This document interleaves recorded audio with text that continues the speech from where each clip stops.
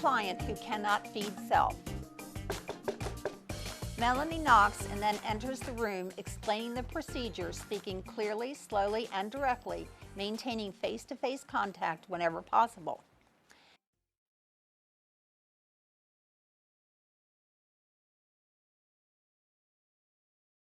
Before feeding, the candidate looks at the name tag on the tray and asks the client to state her name.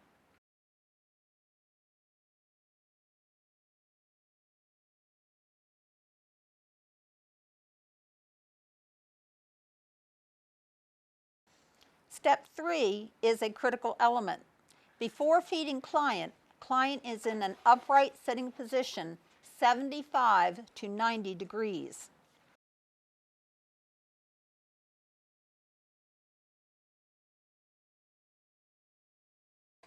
In step 4, she places the tray where the food can be easily seen by the client.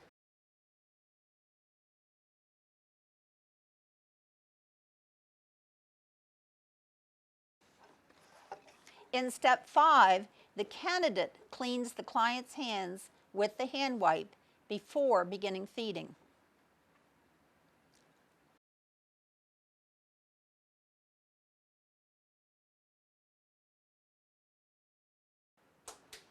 In step 6, the candidate sits facing the client during feeding. In step 7, the candidate tells the client what foods are on the tray and asks the client what she would like to eat first. Step 8, using the spoon, offers the client one bite of each type of food on the tray, telling the client what is the content of each spoonful.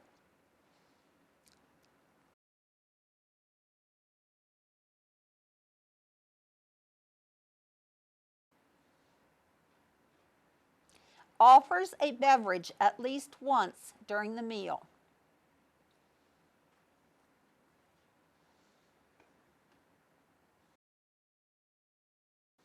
In step 10, the candidate asks the client if they are ready for the next bite of food or sip of beverage.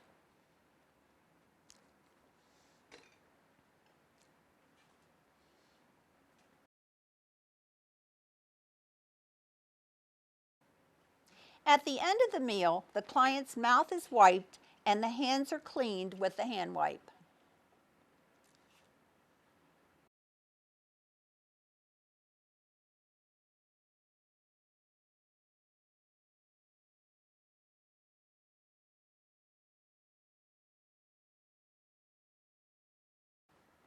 Removes the food tray and places the tray in the designated dirty supply area.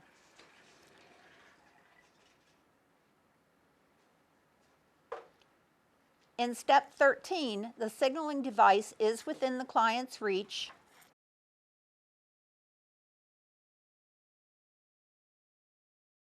In step 14, after completing the skill, wash his hands. Additional teaching tips. If using a clothing protector, do not refer to the clothing protector as a bib to protect the client's rights to dignity. Also, for the same reason, this is not a gloved procedure and privacy is not provided. Eating is a social event. The candidate must sit facing the client to observe for early signs of choking. It's also a relaxed and social time for the resident, so the client should be sitting and having a conversation with the client. No longer have to pick up the name card on the tray. You just simply have to look at it and ask the client to state their name. The client does not have to state the name that is written on the card. What is important is that the candidate asks the client to state their name. The candidate cannot say, "Is your name Mrs. So-and-so?" Elderly clients will often just answer yes to questions.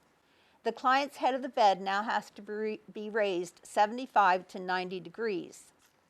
The candidate must place the tray in front of the client so they can see the food, not off to the side for their ease or convenience. The candidate must wipe the client's hands. The candidate cannot hand the client a hand wipe and have them clean their own hands either at the start or the end of the meal. The candidate should approach this skill as though the client is not capable of doing the steps without assistance. The candidate is to ask what food they would like to eat first in step 7. After that, in step 8, the candidate is to offer one bite of each food on the plate, telling the client what is on each spoonful as it is offered. The candidate no longer has to check to be sure the client's mouth is empty before taking the next bite.